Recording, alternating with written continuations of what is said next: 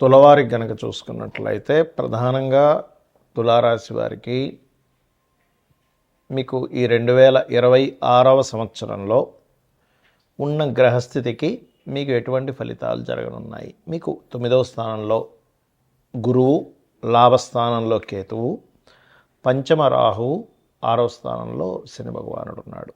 ఈ యొక్క గ్రహస్థితిని అనుసరించి మీకు జరిగే ఫలితాలు, పరిహారాలు ఈ విషయాలు చెప్తుందని నేనప్పటికీ కూడా చెప్పిస్తుంది సాక్షాత్ లలిత అమ్మవారిగా భావిస్తూ, ప్రధానంగా ధనపరమైనటువంటి విషయాల్లో కనుక చూసుకున్నట్లయితే ఇక్కడ 6వ స్థానంలో రాహు శని ఉన్నాడు కాబట్టి కొద్దిగా మీకు ఎఫర్ట్స్ ఏవైతే పెడతారో, పరాక్రమంగా ఏదైతే శత్రువుపై జయం ఉంటుందో అది మాత్రం ఖచ్చితంగా ఉంటుంది, అందులో ఎటువంటి సందేహం లేదు.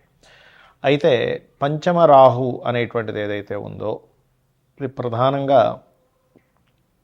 మీకు కలిగేటువంటి ఫలితాల్లో ఈ పంచమరాహు సినిమా ఫీల్డ్ వాళ్ళకి లేదా క్రియేటివ్ ఫీల్డ్లో ఉండేటువంటి వారికి మంచి ఫలితాలు ఇస్తుంది, అందులో ఎటువంటి సందేహం లేదు. అయితే ధనపరమైనటువంటి విషయంలో మాత్రం మొదటి 6 నెలల కంటే సెకండ్ హాఫ్ చాలా అనుకూలంగా ఉంటుంది, అది ప్రధానంగా గుర్తుపెట్టుకోండి. క్రియేటివ్ ఫీల్డ్లో ఉండేటువంటి వారికి కొత్త అవకాశాలు వస్తాయి, రాజకీయ నాయకులు కూడా కొత్త అవకాశాలు వస్తాయి. గృహం ఏదైనా తీసుకోవాలి అనుకునేటువంటి వాటికి లోన్స్ అయితే ఖచ్చితంగా లభిస్తాయి, అందులో ఎటువంటి సందేహం లేదు. ఉద్యోగ సంబంధించినటువంటి అంశాలలో కూడా సెకండ్ హాఫ్లో ఎక్కువ ఇంప్రూవ్మెంట్స్ పెరుగుతాయి. కాకపోతే ఈ 6వ స్థానంలో శని ఉన్నందుకు, రాహువు యొక్క ఎనర్జీస్తో శని ఉన్నందుకు కొంచెం కాన్స్టిపేషన్ అంటూ ఉంటుంది, కడుపులో ఒక రకమైన అన్ఈజీనెస్గా ఉండడం ఇట్లాంటివి వస్తూ ఉంటాయి. అయితే దీనికి ఏంటి పరిహారము? నవగ్రహాలలో రాహువు, శని, గురువు, కేతువు ఈ గ్రహాల దగ్గర దీపారాధన చేసుకోండి. మరియు గోవులకి క్యారెట్స్, బెల్లము, గ్రాసము, అరటికాయలు ఇలాంటివి తినిపిస్తూ ఉండండి. లాభస్థానంలో కేతు ఉన్నందుకు ఒక రకంగా చెప్పాలంటే ఆయుర్వేదము, హెల్త్ కాన్షియస్ సంబంధించినవి, హెల్త్ రిలేటెడ్ సంబంధించినవి, అది ఏదైనా కావచ్చు, జిమ్ కావచ్చు, న్యూట్రిషన్స్ కావచ్చు, మెడికల్ రంగాల్లో ఉండేవారు కావచ్చు, డాక్టర్లు కావచ్చు, వీళ్ళందరికీ కూడా కొంతవరకు వాళ్ళు అనుకున్నటువంటి స్టేజ్కి వెళ్ళడానికి అనుకూలంగా ఉంది.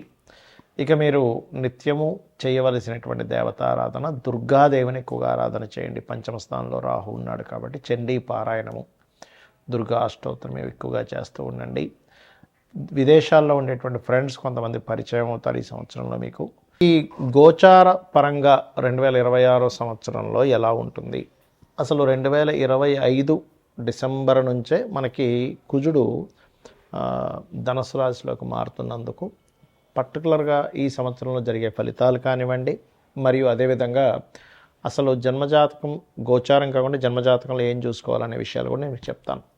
ఫస్ట్ ఆఫ్ ఆల్, ఈ శని మీనరాశిలో ఉంటూ కుజుడు కూడా ధనుసు రాశిలోకి వచ్చినందుకు 2025 డిసెంబర్ నుంచే కొంత ప్రకృతి వైపరీత్యాలు కావచ్చు, అగ్ని సంబంధించినటువంటి ప్రమాదాలు కావచ్చు, అదేవిధంగా ఇంత మనం ఆల్రెడీ ఒక 15-20 రోజుల క్రితమే చెప్పాం ఏంటంటే ఫ్లైట్ రిలేటెడ్ సంబంధించిన విషయాలు ఇబ్బంది వస్తుందని. అది యాజ్ ఇట్ ఈజ్ అలాగే జరిగింది మనం చూసుకున్నట్లయితే.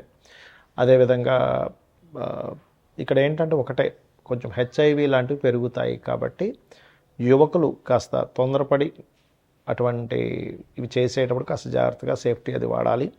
అదేవిధంగా మరొక విషయం ఏంటంటే ఇక్కడ కమ్యూనికేషన్ రంగాలు అండ్ సాఫ్ట్వేర్ రిలేటెడ్ సంబంధించిన క్రాష్ అవ్వడము, లేకపోతే షేర్ మార్కెట్, క్రిప్టో కరెన్సీ లాంటివి క్రాష్ అవ్వడం, మనం సరదాగా ఏదైనా మాట్లాడినా కూడా అది కొంచెం వైరల్ అవ్వడము, ప్రతి చిన్న విషయాన్ని కొన్ని ఇప్పుడు ఇవాళ రేపు మనం చూస్తూ ఉంటాం, యూట్యూబ్ కానీ ప్రెస్ కానీ అలాంటివి కొంచెం వైరల్ చేయడం అనేటువంటివి చూపిస్తున్నాయి.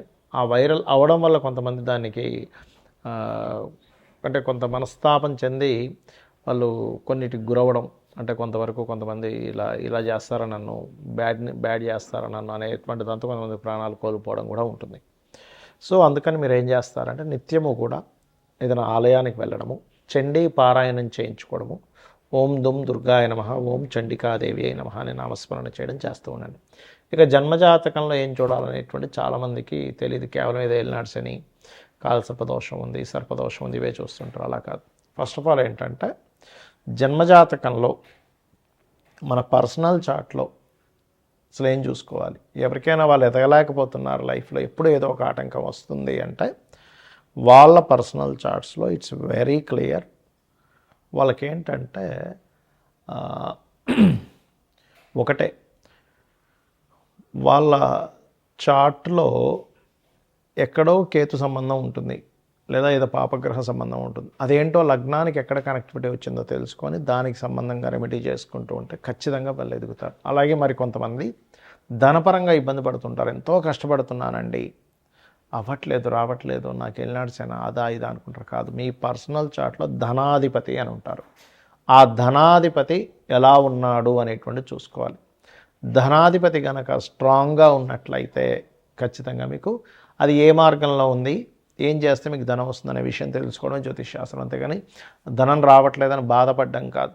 ధనం ఏ రూపంలో ఉంది, అది హోటల్స్ రూపంలో ఉందా, ఫైనాన్స్ తిప్పడం వల్ల ఉందా, లేకపోతే సాఫ్ట్వేరా, లేకపోతే ట్రైనింగా, బిజినెస్సా, విదేశాలకు వెళ్ళడం ద్వారానా, ఇది తెలుసుకోగలగాలి. ఇలా రకరకాలుగా ఉంటుంది. మీడియేటింగ్ చేయడం ద్వారానా, బ్రోకరేజ్ చేయడమా, ఆన్లైనా, మీడియానా అని. అలాగే కొంతమందికి అన్నదమ్ములతో గొడవలు వస్తుంటాయి. పూర్వజన్మ కర్మ అన్నదమ్ముల రూపంలోని, తల్లి రూపంలో, తండ్రి రూపంలో వస్తుంది. వాళ్ళ వల్ల మీరు ఇంకొంచెం సఫర్ అవుతూ ఉంటారు. అలాంటప్పుడు వాళ్ళతో వీలైనంత మట్టుకు ఎక్కువ గొడవల్లోకి వెళ్ళకపోతే ఆ కర్మ అనేటువంటిది పెరగదు, గుర్తుపెట్టుకోండి. అదేవిధంగా మీరు ఏ ఫేసింగ్ ఇంట్లో ఉంటే మీకు కలిసి వస్తుంది, ఏ సంవత్సరంలో మీరు ఇల్లు కొనుక్కుంటే బాగుంటుంది, ఏ సంవత్సరంలో మీరు వివాహం చేసుకుంటే బాగుంటుంది, ఏ సంవత్సరంలో మీరు ఇన్వెస్ట్మెంట్స్ చేస్తే బాగుంటుంది. ప్రతి దానికి కూడా positive trigger and negative trigger అని ఉంటుంది. అంటే పాజిటివ్ ట్రిగర్ పడ్డప్పుడేమో మీరు చేసే ఇన్వెస్ట్మెంట్స్, మీరు తీసుకునే డెసిషన్స్ చాలా బాగుంటాయి, గుర్తుపెట్టుకోండి.